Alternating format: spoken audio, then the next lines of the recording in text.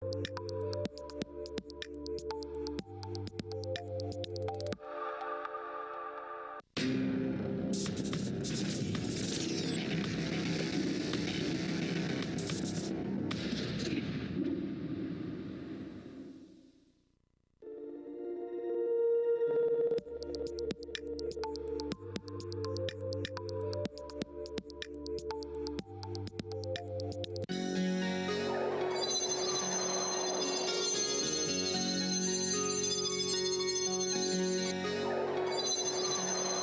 de suite, émission.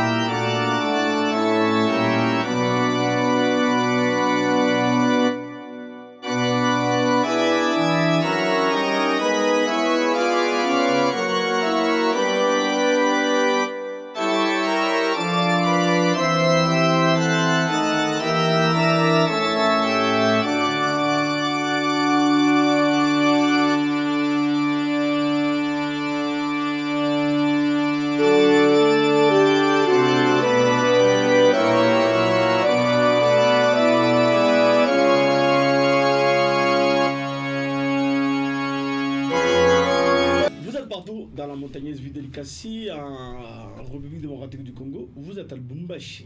Vous êtes à Kinshasa. À Colosie en train de nous suivre en direct d'Hero Télévision. Merci de nous choisir et bienvenue dans ce numéro spécial des paroles en pratique. Ce magazine à Hero Télévision qui parle des questions spirituelles. Ici, on reçoit différents serviteurs de Dieu. Ils viennent nous éclairer autour de plusieurs thématiques. Et ici, nous pouvons vous recevoir soit vous-même, soit dans un format débat. Et vous voulez participer dans cette émission, composez le numéro qui vous sera déjà affiché par la grande technique et vous allez prendre contact avec nous. Et aujourd'hui, c'est un entretien riche avec un serviteur de Dieu bien. L'habitude de cette émission, lui, c'est le pasteur Julien Banza. Il est du ministère Génération Joël. Pasteur, bienvenue. Merci beaucoup, merci. Vous allez bien? Oui, ça va très bien, nous sommes en forme, super forme, oui. Je vois l'évangile, ça paye, hein? Oui, ça paye, on ne doit pas se les cacher. L'évangile, c'est parmi des bons métiers, mais qui paye avec le temps, avec la patience aussi. J'ai croisé vos collègues des promotions, des classes, ils m'ont dit que vous vous retrouvez plus que... Bon, je ne sais pas comment peut-être qu'ils nous apprécient à distance. Peut-être qu'ils sont en train de bien gagner plus que nous, mais quand ils nous regardent à distance, ils pensent que nous sommes plus mieux que eux. Et je crois que c'est comme ça.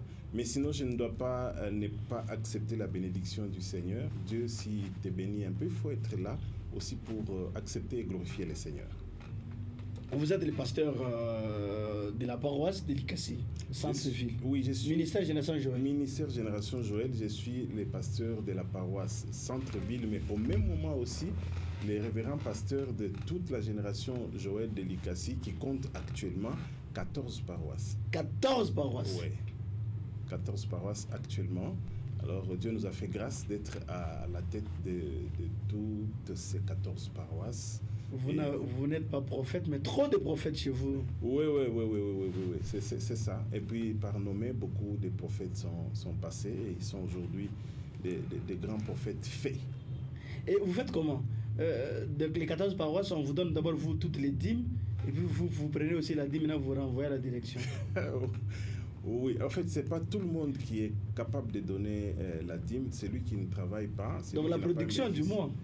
Non, oui, la production paroissiale, il canalise. C'est-à-dire que, à part mon bureau que j'ai à l'église, là, à notre paroisse de centre-ville, j'ai un autre bureau où il y a les affaires de l'antenne passent par là. Donc, ils centralisent un peu quelques pourcentages. Et puis, nous aussi, nous prenons des pourcentages que nous remontons chez notre père, le visionnaire réussite Mandako, que nous aimons beaucoup. On va arriver là. Vous êtes marié. Marié au pasteur Deborah Banza, que je salue d'ailleurs en passant, qui est en train de me suivre en ce moment précis à la maison, ainsi que tous les enfants, bien sûr. Maman, en tout cas, nous vous saluons et nous vous cherchons en parole, en pratique, hein, avant de quitter la RDC. En tout cas, ne quittez pas la RDC, nous vous attendons sur le plateau. Alors, on va nous entretenir autour d'une question, les critères, les critères et le rôle de la femme d'un serviteur de Dieu. Critères et rôle de la femme d'un serviteur de Dieu. Mais bien avant cela, nous avons une question bonus. Voilà d'abord une question biscuit. Oui. Alors, oui. on commence avant le thème. Oui. Ministère Génération Joël, nous avons vu le pasteur Réussite Mandakou faire beaucoup de bruit autour de la fameuse prophétie du prophète héritier Grâce. Oui. C'est héritier Grâce ou bien Héritier Grâce. Héritier Grâce, voilà. Oui, à ne pas confondre avec les grands Joe Grâce. Joe Grâce, voilà. Oui, effectivement, le prophète héritier Grâce, c'est l'un des meilleurs et des grands prophètes, des bons prophètes que nous avons dans ce pays. Nous qui vivons avec lui au quotidien, nous connaissons que c'est un homme. À un moment donné, il faut suivre les éloges que lui lance, par exemple, l'un des prophètes de cette nation, le prophète Joël Francis Tatou. Il faut écouter lorsque Joël Francis Tatou, prophète de son état, est en train de parler. Parce qu'il travaille dans l'ère L, hein, ils se sont acceptés. Non, vous voyez. non, le prophète Joël Francis Tatou, c'est parmi les prophètes célèbres de notre nation, qui a côtoyé dans la francophonie, même dans l'anglophonie, beaucoup de prophètes. Mais il est dit sans jambage que le prophète héritier, c'est un homme qui opère dans d'autres sphères en matière prophétique. En fait, nous sommes fiers. Il avait d'abord dit quoi? Qui c'est? Le prophète héritier Grâce. En fait, il avait dit, un dimanche, il a dit que la semaine prochaine, vous allez voir que toutes les nations qui soutiennent le Rwanda vont commencer à se retirer l'un après l'autre jusqu'à tel point que le Rwanda restera sans soutien. Et chose qui s'est exécutée. Vous savez qu'on reconnaît la prophétie ou les prophètes rien qu'à la réalisation de la prophétie, ça c'est biblique.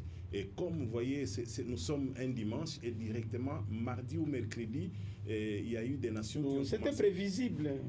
Impossible. À l'époque, pendant qu'il le disait, il n'y avait aucune réunion sur l'échiquier mondial en ce qui concerne le Rwanda avait encore tout son soutien. Il n'y avait aucune réunion, je vous dis.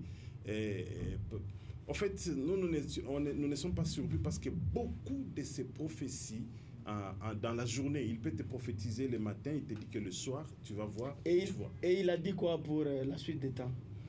Pour la suite du temps, en fait, pour ces messages-là, il a prophétisé quand même qu'au finish, la RDC finira par avoir la victoire finale. En fait, c'est ce que je retiens. Avec qui? Ouais? Avec qui? Non, avec les seigneurs, hein, avec les seigneurs. Avec les seigneurs, mais en termes, peut-être que vous voulez savoir. Non, je ne veux pas vous ici. Je ne veux pas. J'ai compris que vous n'avez pas compris et j'ai compris que vous avez évité. Oui, merci. Je dois éviter, effectivement. D'accord. Et pasteur Julien Banza, oui. nous avons été aussi choqués. Hein? Oui. On a été choqués. On a vu une sortie aussi de votre visionnaire, le pasteur Réussite Mandakou, qui fait une prière. Bon, j'évite d'utiliser ça. Je ne veux pas que les fils des générations Joël puissent me jeter des pierres. J'évite mais il a fait une prière, bon, je ne sais pas. C'est une réclamation, c'est une prière. Bon, il priait pour les militaires au front. Je ne sais pas. Il parlait, il priait. Voilà. Mais l'église a été choquée. Non, en fait, l'église qui est choquée. Je sais que vous avez toujours été l'avocat. À la défensive. Oui. Non. Aujourd'hui, je voudrais être sincère. Cet homme-là que vous voyez, c'est un homme parmi les personnes les plus vraies. Hein, les serviteurs de Dieu vrais. Un homme de Dieu que je connais depuis un temps. Je pense que peut-être que l'Église peut être choquée pour cette prière. mais c'est un homme que vous n'entendrez jamais dans les femmes, dans les bêtises, dans les péchés, jamais. Bon, jusqu'ici, jamais, on ne sait jamais, dans la suite du temps. Oui, voilà, moi aussi, je ne voudrais pas trop m'hazarder sur l'avenir, mais moi, je préfère avoir cet homme comme mon pasteur plutôt qu'un pasteur qui est toujours sérieux, qui parle toujours bien, mais qui est dans les femmes, dans les deuxième, troisième, quatrième femmes. Mais en fait, pour parler de cette prière, c'est un homme vrai. En fait, il était en train de parler avec tout son cœur. Et tout ce qu'il a dit, l'Église est choquée, mais je voudrais que l'Église me dise que ce qu'il a dit est faux. Voilà. Peut-être que... Est-ce que, selon vous, c'est une sortie ratée ou réussie? Parce que, il y a des éléments constitutifs de la prière. Écoutez, quand vous prenez ça... Je peux une prière qui fait rire. Oui, je peux énumérer les choses. Par exemple, il parle des militaires qui fouillent la ligne de front. C'est vrai, nos militaires ont fui la ligne de front. Il est en train de prier pour que les militaires ne puissent pas faire ça. Je ne trouve pas que cela est faux. Il a décrié quelque chose dans sa prière en disant que c'est vrai aussi dans ces pays, on est en train de ramasser n'importe qui. Mais comme il est vrai, il cite certaines choses qui peuvent choquer. Il parle des prostituées, qu'on prend. Ça, je vous dis, je suis à la télévision, c'est vrai. On a pris les gens qui n'ont pas été très bien formés, on leur a donné des armes, on a pris les gens qui n'étaient pas bien formés, on leur donne, voilà. Vous avez dit que c'est les pasteurs les plus... Un vrai. On peut aussi dire que c'est parmi les pasteurs qui font rire les gens dans les milieux spirituels. Je crois que ça sera une énième fois que je vais vous dire ici que c'est caractériel chez lui. Lui-même, dans l'église, je vous dis, c'est comme ça qu'il est né, c'est comme ça qu'il a grandi. Dans les ciné, ça fait rire tout le monde. Même si il est en train de parler, de parler sur les matchs Real Madrid, s'il parle, vous allez toujours rire. Il est comme ça, comme ça. Et pourquoi on n'a jamais publié même une des prédications sur les réseaux sociaux, mais on publie seulement des émissions. Là où il attaque. Personnellement, moi, j'ai fait une réunion avec son équipe de médias pour que... parce que l'équipe de médias, vous voyez, ces choses qui font buzz là, ce sont des choses qu'ils veulent bien couper pour mettre sur Internet. Mais c'est même un lien de sa prédication, du début jusqu'à la fin. C'est compliqué. Non, actuellement, c'est parce que... Actuellement, il y a beaucoup de ces brins de prédication. Maintenant, depuis que nous avons fait cette réunion, il y a beaucoup de ces brins de prédication où vous ne pouvez pas rire, où ils parlent des choses sensées. Voilà, ces jeunes gens, ils se sont jetés comme ça. Et c'est même pas peut-être lui. Hein. Il y a des gens qui les suivent en entièreté. Même cette émission-là, c'était une émission d'1 heure du temps. Mais ils ont coupé cette partie qui peut les enchanter. Et ils ont largué et ça enchante plusieurs personnes. Même vous avez aussi rigolé. Moi j'ai ri beaucoup quand mon papa parle, même quand il est à la chaire en train de prêcher, je suis parmi les gens qui sont très très joyeux. J'ai ri beaucoup. Mais Papa Ben, je voudrais dire quelque chose avant de passer. Oui. Moi je pense qu'il serait mieux peut-être que je vous mette en contact avec lui, que vous puissiez... je l'avais invité ici. Il a déjà été ici. Je l'attends encore. Mais il y a beaucoup d'années déjà. Il y a beaucoup de choses qui ne font que se rajouter. Et si vous pouvez l'inviter pour lui poser personnellement les questions. En tout cas, là, on va le recevoir avec image à l'appui. Oui, il n'y a pas de souci. Et je peux peut-être prendre rendez-vous avec vous, avec les Kassi, que d'ici le mois d'avril, il sera ici. D'accord. Voilà. D'accord. Alors, ministère, ou soit on parle de la femme. Ici, nous sommes dans le domaine de la femme. Et je crois que vous êtes les défenseurs aussi des ministères de la femme. Mais ici, nous allons parler plus des critères et des rôles de la femme d'un serviteur. Alors, pasteur, on commence déjà. C'est qui d'abord une femme d'un serviteur de Dieu? Voilà, avant de répondre complètement à la question, je voudrais aussi jeter un peu les fleurs et les éloges sur cette chaîne, Héros TV. Oui. Oh, oui, une chaîne de télévision chrétienne qui a su garder ses valeurs chrétiennes. Il y a beaucoup de chaînes de télévision qui se disent chaînes chrétiennes, mais quand vous suivez au fond là, en tout cas, ils ont du mal à garder les valeurs que vous avez gardées ici. J'ai tenu à les dire ouvertement et à lancer mes fleurs, jeter mes fleurs à cette chaîne. Merci beaucoup. Merci. Voilà. C'est qui la femme d'un serviteur des dieux? Alors, pour bien comprendre cette femme, il faut bien comprendre d'abord les serviteurs de Dieu, c'est qui? Alors, dès lors que nous comprendrons les serviteurs de Dieu, nous allons maintenant bien comprendre sa femme. Un serviteur de Dieu doit être quelqu'un né de nouveau, premièrement. Donc, on ne peut pas se réclamer, on ne peut pas se dire serviteur de Dieu si on n'est pas né de nouveau. C'est le premier critérium d'un serviteur de Dieu. Ça doit être un homme consacré à l'Église et un homme qui est en train de remplir l'une des 5 tâches ainsi que ses auxiliaires, et une des 5 tâches que la Bible nous a données, c'est-à-dire prophète, docteur, pasteur, évangéliste, qu'est-ce que j'ai oublié encore? J'ai parlé des docteurs. Voilà. Docteur. Voilà. Si quelqu'un est en train de remplir ses tâches et qu'il est consacré à l'Église et il est né de nouveau, c'est un serviteur. C'est une personne comme ça, sa femme doit être celle que nous appellerons la femme d'un serviteur de Dieu. Si tu épouses quelqu'un d'autre qui ne remplit pas ces critères, tu n'es pas encore femme d'un serviteur de Dieu. Voilà, en bref. Non, vous avez plus parlé du serviteur de Dieu. Oui, alors vous m'avez posé la question de savoir qui est-elle. C'est celle qui est épousée, voilà, qui a fait les liens du mariage avec cet homme. Alors quel est le profil de cette femme? Voilà. Le profil de cette femme, premier critérium aussi, elle doit être née de nouveau. Parce que, vous savez... baptisé au nom du Père, du Fils et du Saint-Esprit. Ça, c'est un autre débat. Il y en a qui veulent que ça soit baptisé au nom de Jésus, tout simplement. Alors, cette femme-là... Et vous, d'abord, vous pensez que moi, je baptise au nom de Jésus-Christ. D'accord. Voilà. Je disais que... Cette femme doit être née de nouveau. Dans certaines cultures ici au monde, les cultures royales, on préfère donner la femme à un prince, une femme qui a grandi aussi dans les rouages royaux, qui est cousine, nièce, une fille d'un roi. Pourquoi tout ça, vous savez? C'est parce que c'est une femme qui comprend bien ses rouages et il sera une bonne princesse dès lors que son mari sera roi. De la même manière aussi dans le profil de la femme d'un serviteur de Dieu, il faudra qu'elle soit née de nouveau comme son mari. Parce que si elle n'est pas née de nouveau, il y a beaucoup de choses dans les services de son mari qu'elle ne comprendra pas et puis elle sera une pierre d'achoppement pour le ministère de son mari. J'ai rencontré dans une des capitales africaines un couple où un chrétien a épousé une musulmane. Et les chrétiens, là, moi, je les connaissais depuis ici au pays.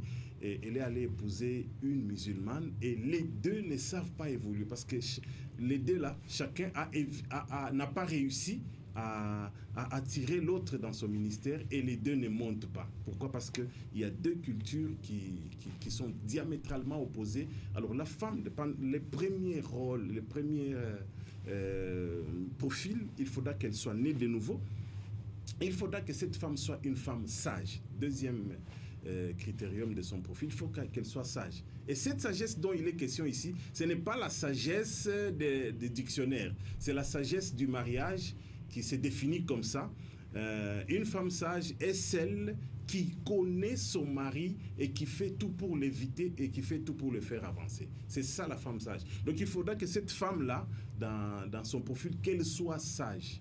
Et puis il faudra que cette femme soit une femme qui a beaucoup de retenue.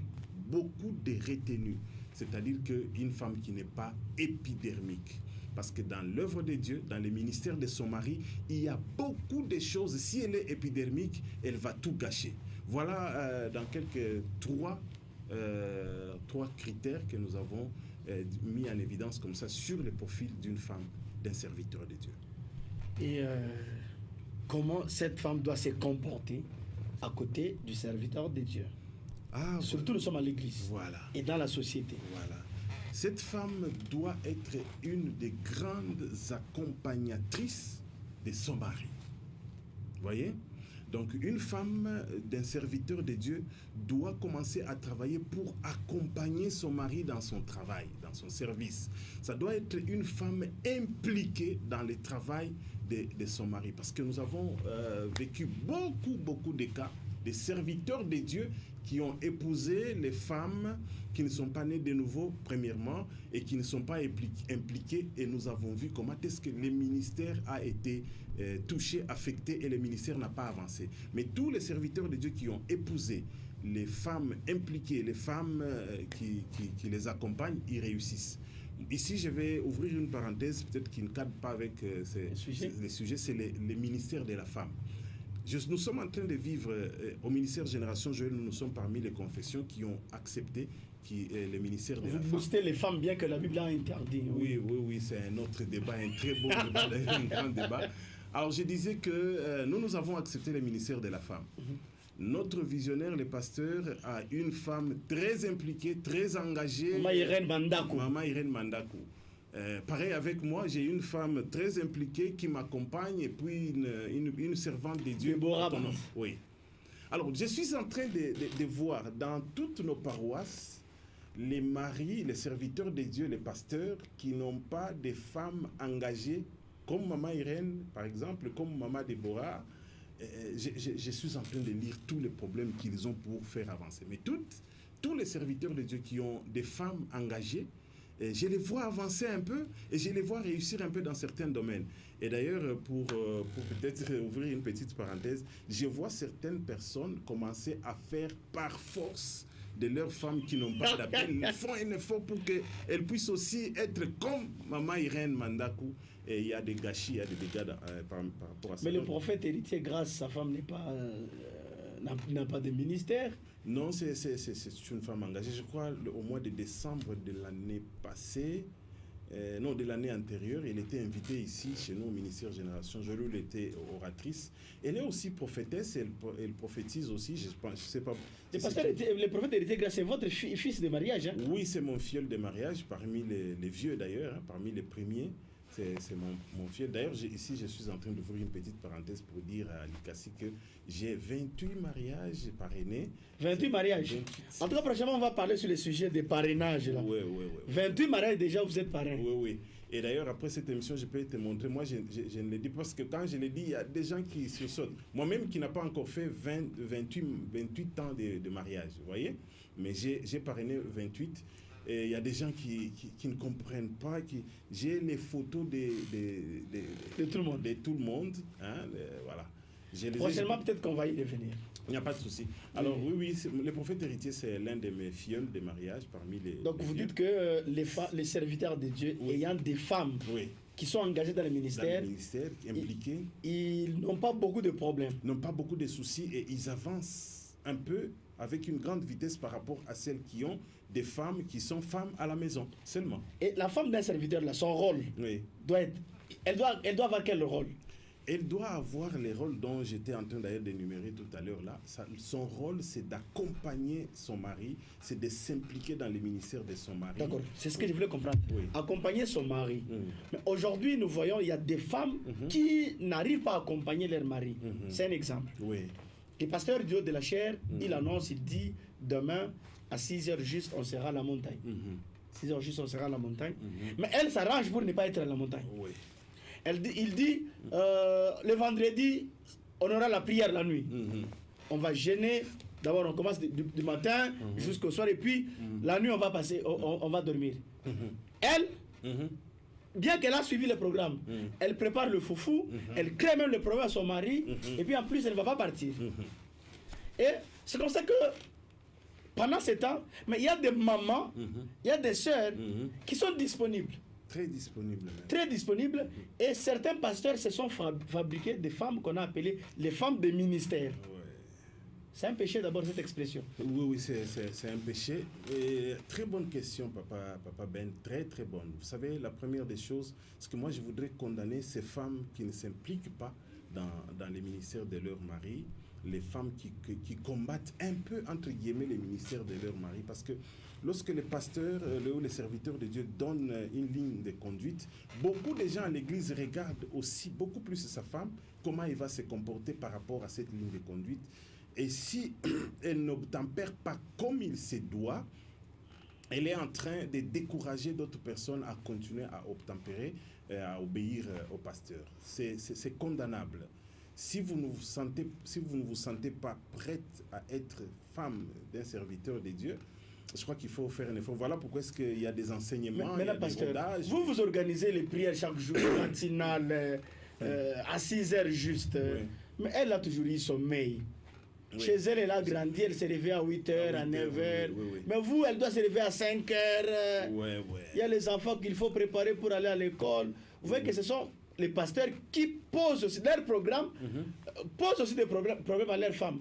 Oui, c'est d'ailleurs ici le cas de parler du proverbe, je crois, proverbe 31:10, qui parle de la femme vertueuse.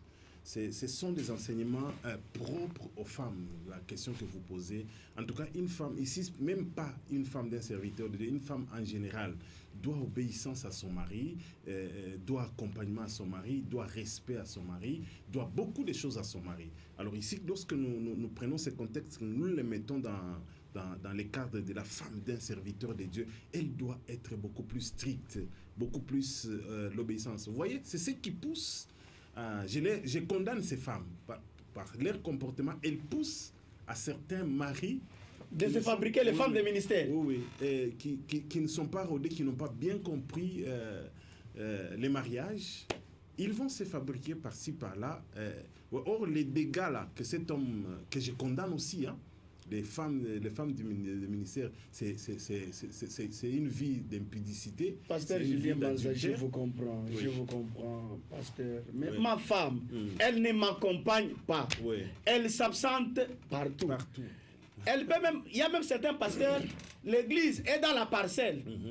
Mais la femme du pasteur est en train de suivre Novelas. Les cultes ici. Donc, elle ne fait rien, elle n'accompagne pas son mari. Et puis, même les visites, quand on dit les maman doit visiter les autres, tout ça. Elle ne fait rien, elle attend qu'on apporte l'argent pour les cabellos, elle attend qu'on apporte l'argent pour la ration. Donc, elle là, ce n'est pas. Donc, c'est du bon angle au service. C'est pas son affaire. Alors, maintenant, moi, je suis le serviteur. J'ai fait quoi? Mais il y a une femme aussi disponible, à côté de moi, à la montagne à 6 heures. Elle est là. Jeanne, elle est là. Le matin, elle est là. Je suis sur les réseaux sociaux, elle réagit. Ma femme sur les réseaux sociaux, elle est sur TikTok. Oui. En train de rire. Mais l'autre femme là, elle appuie son papa. Vas-y, j'aime, tout ça. Alors, moi, je fais quoi avec celle qui est disponible? Avec celle qui est disponible, je voudrais d'abord ces cas-là que tu viens d'énumérer ici d'un pasteur dont la femme est toujours sur Novelas. J'en connais un cas ici à Likasi. Mais écoutez, d'abord, la première des choses, vous savez, cette femme qui est disponible là, vous ne savez pas ce qu'elle sera lorsqu'elle sera aussi mariée. Peut-être que dès lors qu'elle sera mariée, le même jour, elle commence à se comporter comme celle-là. Moi, ici, je voudrais m'attaquer aux pasteurs qui pensent au ministère de la femme, aux femmes des ministères. Ça n'existe pas. Nous nous marions pour les meilleurs et pour les pires. Si ça, c'est ça ton pire, mais tu as fait un vœu que je veux me marier pour les meilleurs et pour les pires. Alors, tu peux épouser une femme qui tombe malade et qui devient hémiplégique. C'est parmi les pires. Il ne faut pas divorcer pour ça. Il faut se garder. Est-ce que vous savez aussi qu'il y a de ces maris dont les femmes sont servantes de Dieu, qui les découragent, qui se comportent pareillement et tout et tout. Mais moi, je voudrais condamner beaucoup les pasteurs qui s'amusent à prendre des femmes des ministères. Maintenant, moi, je fais quoi? Je chasse cette femme. Non, tu ne peux Elle est là. Je fais quoi? Tu ne peux pas la chasser. Ce n'est pas biblique, cette raison-là, cette léthargie, ce manque d'accompagnement. Ce n'est pas une raison biblique pour divorcer. La seule raison biblique pour divorcer, que nous connaissons tous, c'est dans les cas d'adultère. Et puis après, même là, il y a beaucoup de tiroirs qu'il faut ouvrir pour être très fort, même dans ces cas. Mais les seuls, c'est dans les cas d'adultère. Mais si elle ne t'accompagne pas, mais là, souffre avec ça. Voilà pourquoi est-ce que nous voulons aussi lancer un petit message. Hier, j'avais une conférence avec les jeunes de ma paroisse sur les fiançailles et les mariages. J'ai incité aux jeunes qui ne se sont pas encore mariés qu'il faut faire très attention avant de se marier. Avant de se marier, observez bien, priez bien. Qui va vous accompagner durant toute votre vie? C'est très nécessaire. Ici, nous profitons pour lancer un message. Vous voyez la question que Papa Ben pose, c'est une question très fondamentale, une très grande question. Si jamais vous vous mariez mal, vous allez payer les pots cassés Vous aurez une femme qui ne vous accompagne pas, vous aurez une femme qui ne vous accompagne même pas en prière.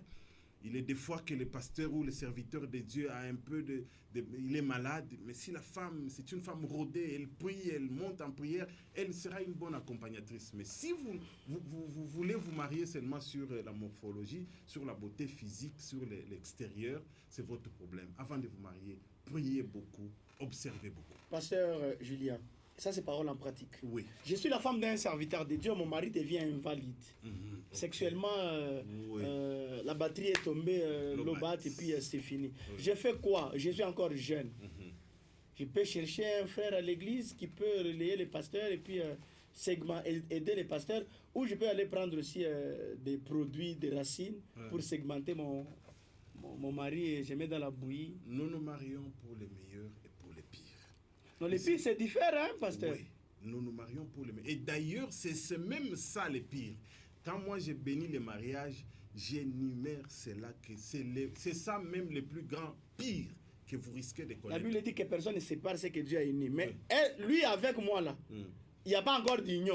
Mais bon, déjà il y a la séparation naturelle. Non, avant qu'il ne soit valide, il était valide. Pourquoi ne pas prendre cette phase-là et comprendre que c'est quelque chose qui s'est invité dans notre marche. Donc elle doit supporter. Elle doit supporter. Elle est dans les trentaines, elle doit rester. Je l'ai dit, je suis en train de taper la main sur la table. Elle doit supporter, elle doit se battre pour soigner son mari. J'ai diminué la voix et quand elle brûle maintenant, elle va faire quoi? Ah non, je vais ouvrir une parenthèse ici, je prends ma peau d'un homme scientifique. Écoutez, une femme est capable d'une continence de 2, 3, voire même 4 ans. Si elle ne pense pas à ces choses-là, elle est capable d'avoir... Non, elle est déjà habituée au régime. Mais c'est ça, oui. C'est ça. Lorsque les femmes qui étaient habituées au régime perdent leur mari, Dieu leur a donné cette capacité. C'est scientifique, c'est prouvé, hein. Vous pouvez même faire des recherches sur Google. On vous dira qu'une femme peut vraiment faire une continence d'une année, de 2 ans. Si elle ne pense pas, si elle n'attire pas ses pensées, elle peut se garder pieuse pendant tout ce temps. D'accord, pasteur, nous sommes dans un culte. Oui. Et maman pasteur est assise là, donc la femme du serviteur de Dieu, du pasteur, le prophète, le responsable. Et le serviteur est à la chaire en train de travailler. Maman pasteur est là. Et puis... le pasteur est en train de trop transpirer. Ouais. Trop transpirer. Il y a un insecte qui passe de l'autre côté. Ouais. Mais une sœur protocole. Mon pasteur, tellement dans la distraction, une sœur qui interprétait, une sœur qui interprétait, ou une sœur protocole peut aller essuyer le pasteur au visage, ou bien aller enlever quelque chose sur la tête du pasteur. Et une question très, je dirais, très sensible. Très sensible dans le sens que d'abord dans les structures des églises, maman pasteur ne peut pas quitter là où elle est assise pour monter à la chaire pendant que nous... Moi j'ai fait les études théologiques dans ma façon. On nous a appris qu'en théologie, lorsqu'on est en train de faire les sermons, lorsqu'on est en train de prêcher, s'il y a quelque chose qui dérange là à la chaire, là, il faut arrêter, finir. Pourquoi? Parce que ça peut attirer la distraction. Pendant que vous prêchez, vous pensez que les gens vous suivent. Ils ne vous suivent pas, ils sont en train de suivre cette distraction-là. La maman pasteur, si elle s'élève là où elle est pour monter à la chaire, c'est une des grandes distractions qu'elle va introduire dans l'église. Ce n'est pas son travail pour faire ça. Mais si une sœur peut faire ça. Moi, je ne trouve pas d'inconvénient. C'est dans l'église, tout le monde est en train de voir cela. Je ne trouve pas l'impudicité dans cela. Je ne trouve pas que c'est un acte impudique du tout. Hein? S'il y a quelque chose qui veut rentrer dans l'œil du pasteur, elle est juste à côté, elle peut bien barrer, elle peut bien enlever cela, et qu'elle refuse parce que ça... Non, ça ne dérange pas. D'ailleurs, moi, quand nous sommes à l'église et que les femmes sont en train de tomber, les hommes, il y a les frères de la sécurité qui tiennent les mamans, les femmes avec beaucoup de prudence. Moi, je leur encourage de bien tenir les gens et de toucher même toutes les zones, il n'y a pas de problème. Non, pourquoi est-ce que tu vas aller sur les zones sensibles? Non, parce qu'il faut la soulever comme ça, écoutez, par la poitrine. Il y a une bonne façon, nous sommes à l'église, tout le monde est en train de voir, tout le monde est en train de regarder. Il y a une bonne façon, sans aller là-bas. Et si toi, tu es en train de faire ce travail, en train d'aller dans les zones sensibles, nous tous, nous allons voir et tu risques d'être interpellé pour ça. Alors, moi, j'encourage aux frères, de bien les tenir et de bien les déposer parce que il peut aller se cogner la caboche par terre et puis l'église. D'accord. Est-ce qu'un pasteur digne d'être pasteur, il peut suspendre sa femme? Oui. Oui, et d'ailleurs, les grands Katanga se souviendra d'un de nos grands héros qui est déjà décédé, feu pasteur Lukusa. Albert Lukusa. Oui, qui en parlait dans beaucoup de ses prédications. Lui, il a suspendu sa femme. Et souvent il les disait dans les prédications, lorsqu'il parlait que même pendant cette période de suspension-là, nous avons même eu un enfant. C'est-à-dire pour séparer, pour dire que non, les choses de l'église, ça reste à l'église, mais sur les lits, tout fonctionne. Vous la suspendez, puis... elle vous sert aussi de l'autre côté. Ça c'est lui-même qui le disait. Que pendant qu'elle était dans cette période de suspension, nous avons mis un bébé. Vous savez, il n'y avait pas la technologie. Hein. Aujourd'hui, nos femmes, ce sont des femmes éveillées. Hein. Oui, elle peut. Vous allez la suspendre, et puis vous passez à la maison qu'on va bien vous servir. Ah non, si elle ne fait pas ça, elle ne fait pas aussi son devoir en tant que femme. Cette histoire de l'église, admettons que ce n'est pas la femme du serviteur qui a suspendu. Quand on est suspendu par les pasteurs, est-ce qu'on doit priver à son propre mari parce qu'on est suspendu à l'église? Non, avec son mari, on les sert. Là aussi, c'est lui qui t'a suspendu. Lorsqu'il devient à la maison, c'est ton mari. Il a raison, il a besoin de consommer le mariage comme il se doit. Merci. On peut suspendre sa femme. Les pasteurs terminent l'action séminaire marathon le dimanche. Oui. Mais samedi, la nuit, les pasteurs tapent sérieusement, copieusement sa femme. Oui. Et la femme fait quoi? Elle s'absente à l'église, mais elle part. Je suis en train. Elle doit aller à l'église. Allez voir John Cena qui m'a tapé. Elle doit aller à l'église. Écoutez, les problèmes de la famille. Et j'acclame aussi. Les problèmes de la famille doivent rester à la famille.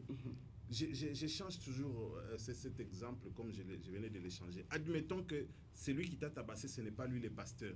Il te tabasse à la maison. Est-ce qu'il y a des femmes qui refusent d'aller le lendemain à l'église parce qu'elle était tabassée? Non, elles vont à l'église. Pourquoi? Bon, son mari, c'est un païen. Oui, c'est un païen, oui. Mais pourquoi elle est partie? C'est parce qu'elle connaît que l'église, là, n'appartient pas au pasteur. Même si c'est lui le visionnaire, comme on en a aujourd'hui plein de visionnaires. Même si c'est lui le visionnaire. Mais l'église ne lui appartient pas. La parole qu'il sort de sa bouche là, ce n'est pas sa parole. Quand il prêche là, ce n'est pas sa parole. Ce n'est pas la parole de celui qui t'a tabassé. C'est la parole de Dieu. Moi, je peux demander et encourager aux femmes, même si vous êtes allé un peu très loin de tabasser. Mais il y a d'autres femmes qui s'absentent parce que tout simplement, ils sont dans un petit désaccord avec son mari qui est pasteur. Mais il y a des femmes qui font 2 jours et puis elle ne cause pas avec son mari. Oui, pendant ce temps, elle peut venir à l'église? Non, elle peut aller, elle doit aller. Non, en fait. D'ailleurs, moi, j'encourage aux femmes, aux couples mariés, de faire un effort, de ne pas traverser des jours et des jours avec un conflit. Sinon, le conflit, dans ce sens-là, il ne fait que croître, grandir. Mais taper la femme, un serviteur taper sa femme, ce n'est pas un péché. Ah là. Moi, je n'ai jamais tapé ma femme dans les 20 ans que nous venons de réaliser. C'est parce qu'elle vous domine. Non, du tout. Quand vous voyez ma face ici... Peut-être que vous ne l'aimez pas. Vous voyez qui aime bien, châtie bien. Non. Je ne l'ai jamais tapé, mais cela ne veut pas dire que nous n'avons jamais... Mais moi, si ça me fait mal, je tape quand même, ça m'arrange. Non, écoutez, les bagarres, c'est pas quelque chose de très recommandé dans un mariage. Vous pouvez taper, vous pensez que c'est comme ça que vous tapez tous les jours. Il y a eu un cas comme ça à Panda cité là-bas, un homme qui tabassait sa femme et puis après il a tapé quelque part, la femme est décédée, on l'a enterré. Et le monsieur est resté avec ses poids durant toute sa vie. C'est pas bien recommandé de se battre dans la famille. Parce que nous sommes en train de chuter. Oui. Je suis la femme d'un serviteur de Dieu, je découvre les faiblesses de mon mari. Je réalise que mon mari sort avec d'autres femmes. Par exemple. J'ai des preuves. Mon mari a engrossé, il a violé, mon mari a fait... Donc des choses que moi-même je connais. Oui. Comment elle doit se comporter devant des choses comme ça? Voilà, c'est... Bien que c'est l'œuvre de Dieu qui nourrit, tout ça, mais elle découvre que... Son mari est dans les histoires très compliquées, très louches. Soit peut-être c'est un voleur. C'est un voleur, tout ça. Ou il est dans des fétiches. Elle fait quoi? Vous avez énuméré beaucoup de choses dont certaines demandent un traitement particulier par rapport aux autres. Ok, on met des côtés fétiches. Voilà, on met d'abord des côtés fétiches. On met dans les mêmes moules. Impudicité, vol. Et tout ça. Écoutez, chère femme, si vous découvrez que votre mari a certaines faiblesses, votre rôle, c'est de l'aider à sortir dans ses faiblesses. Votre rôle, c'est de continuer à être la femme de cette personne. Votre rôle, c'est de continuer à garder secret de ces choses. N'allez pas lui porter plainte. N'allez pas, je sais pas moi, attaquer les familles, là, l'accuser. Non, non, ne faites pas tout ça. Protégez votre mari. C'est un homme qui pourra peut-être un jour changer et qui pourra être un bon mari pour vous. J'attrape mon mari avec ma cousine. Mais dimanche, on a culte. Je fais quoi? Je pars ou bien? Là, ça dépend d'un cœur à un autre. C'est un choc très terrible. Papa Ben, c'est parce que vous n'êtes pas une femme.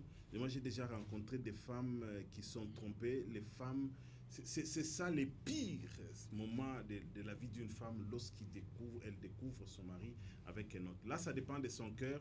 Elle peut donner un temps à son cœur pour guérir, pour cicatriser ses plaies. Il n'y a pas de problème. Vous avez dit, j'ai fait quoi? Quand je trouve les faiblesses de mon mari, il faut continuer à les protéger. Il faut continuer à l'aider. Il faut continuer à les soutenir. Qu'il puisse avoir la force d'aller chercher d'autres femmes.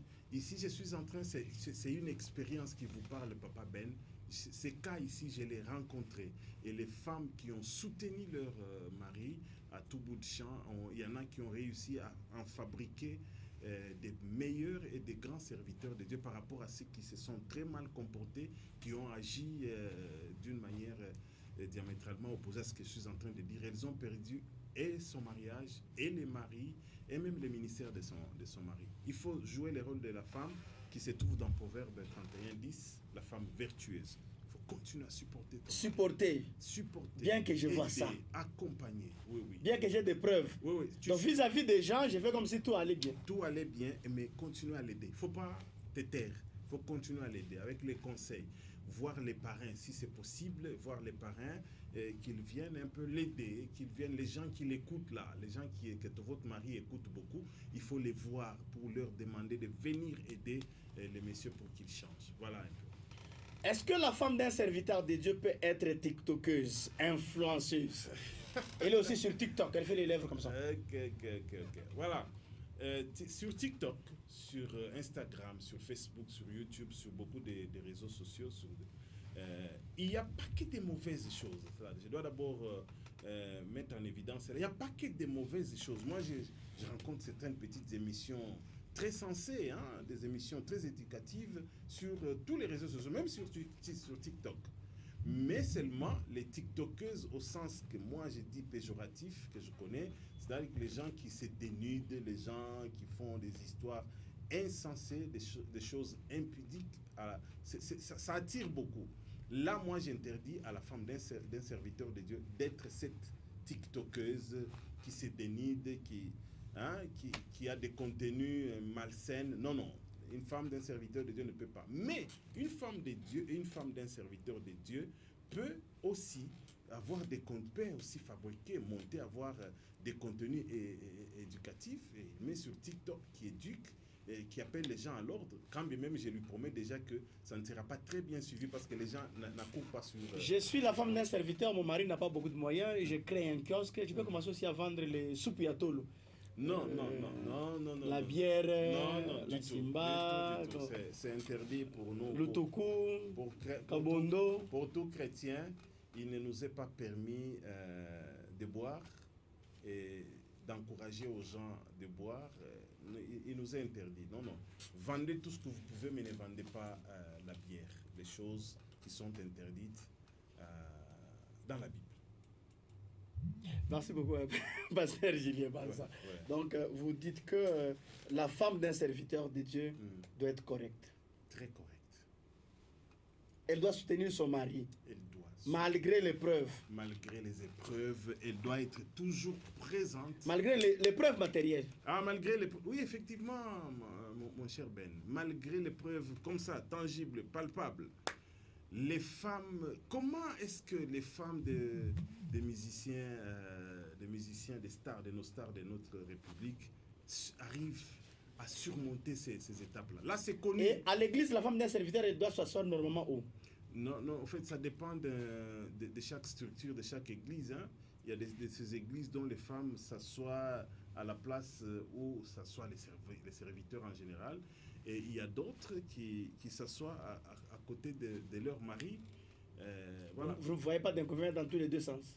Non, il n'y a pas du tout d'inconvénient. Moi, je m'assois à côté de ma femme. Ma femme, c'est une servante reconnue, affirmée à l'église. Donc, nous sommes toujours ensemble. Elle est à côté de moi. Et c'est une façon de ne pas aussi trop séparer. Et quand nous suivons la parole, nous causons un peu, nous nous nourrissons aussi à... Mais à l'église tabernacle, ce n'est pas ça, hein. Chez les pentecôtistes, il y a tout. Hein. Non, vous rigolez un peu, vous voyez un peu ça. Non, pas rigoler. Écoutez, vous parlez un peu, c'est ce que vous avez dit. Oui, je parle un peu. Quand on dit, on prêche quelque chose qui m'a touché, je peux dire que ça, c'est bon. Par exemple, ça, c'est ça la manière dont j'ai dit que nous sommes en train de parler un peu. Elle peut aussi écouter quelque chose qui comme est en train de sortir des rails, et peut me dire, qu'est-ce que c'est vrai ça? Voilà, c'est cette petite... Une sœur de l'église, elle vient, elle vous gifle. Oui. Et votre femme fait comment? Non, elle est là, elle va me défendre. Hein. Elle doit aussi gifler? Non, pas jusqu'à là. Moi, je ne lui demande pas de faire ça. Mais si c'est une autre femme épidermique, très rapide, c'est les choses que j'ai interdites dans les profils d'une femme d'un serviteur de Dieu. Elle peut très mal réagir et ça va dégénérer. Vous ne savez pas pourquoi cette fille a giflé votre mari. Peut-être que c'est ton mari qui Merci. Pour peut-être chuter, pourquoi vos femmes ont des problèmes avec les mamans présidentes? Oui. Et avec d'autres femmes à l'église, et surtout elles critiquent trop les organisations que les femmes organisent dans l'église, et surtout si elles n'est pas impliquées. Voilà, moi je voudrais ici d'abord défendre les femmes des serviteurs de Dieu. Je voudrais dire à tout le monde que, écoutez, pourquoi est-ce que ces femmes-là ont beaucoup de problèmes? C'est parce que ces femmes-là sont la cible de ces femmes qui leur font des problèmes. Donc tout le monde, quand ils arrivent à l'église, leurs yeux sont braqués sur la femme de pasteur et ses enfants. La maman. Donc elle est la cible. Ça, beaucoup plus de gens ne voient pas que c'est de là que provient beaucoup de problèmes. C'est-à-dire quoi? Elle avait été très bien suivie, très bien piégée, très bien calculée, jusqu'à tel point qu'on l'a énervée. Très bien piégée. Oui. Jusqu'à tel point que lorsqu'elle est tombée dans les pièges, on commence cette fois-ci de voir ce que la femme du serviteur est en train de faire. Mais aux femmes des serviteurs aussi, la thématique d'aujourd'hui était très bien ciblée pour vous. En tout cas, suivez les profils que nous avons donnés dans cette émission. Ne soyez pas épidermiques, ne suivez pas tout. Soyez des accompagnés, soyez des femmes sages. Nous avons parlé de la sagesse. Mais il y a aussi des femmes, des serviteurs. Elle ne fait pas causer certaines femmes. Oui. J'étais en train de défendre d'abord J'étais en train d'abord de défendre les femmes, mais je voudrais aussi maintenant les attaquer. Écoutez, si vous êtes femme d'un serviteur, sachez que dans les domaines dont vous êtes, dans les rôles que vous jouez, c'est un rôle très sensible. Soyez des femmes retenues, soyez des femmes sages, et puis soyez nées de nouveau. Merci beaucoup, Pasteur Julien Manza. En tout cas, c'était un réel plaisir pour nous, en tout cas, pour vous recevoir dans cette émission. Merci beaucoup. Merci. Bien habillé, et puis nous sommes heureux de vous recevoir avant de quitter le pays. Parce que vous ne fuyez pas les pays, vous allez revenir. Non, nous allons revenir, ne vous en faites pas. Ça sera juste pour quelques 15 jours. Ici, c'est bien, il ne faut pas fuir, il n'y a rien. Non, nous ne fuyons pas, nous allons... Mais comment vous voulez voyager cette période? Non, c'est un devoir. Ce sont des invitations lancées il y a toujours 6 votre mois. Argent ou bien l'argent des fidèles que vous voyagez trop là? Les gens qui nous invitent, souvent, ils nous prennent en charge. Hein, ils vous payent aussi les billets, souvent. Mais on peut t'inviter, on te dit par exemple que, bon, comme c'est en Zambie, nous avons l'argent pour les bus, mais toi-même, si tu sens que je ne veux plus aller avec les bus, j'ai les moyens de me payer l'avion. Ça peut arriver aussi, ce sont des cas. Merci beaucoup, Pasteur Julien Manza. En tout cas, c'était un réel plaisir pour nous. Merci beaucoup pour vos SMS. Oui. Et je vous retrouve dans un prochain numéro. Et, pour l'instant, portez-vous bien et bonne suite de programmes sur nos antennes. Au revoir.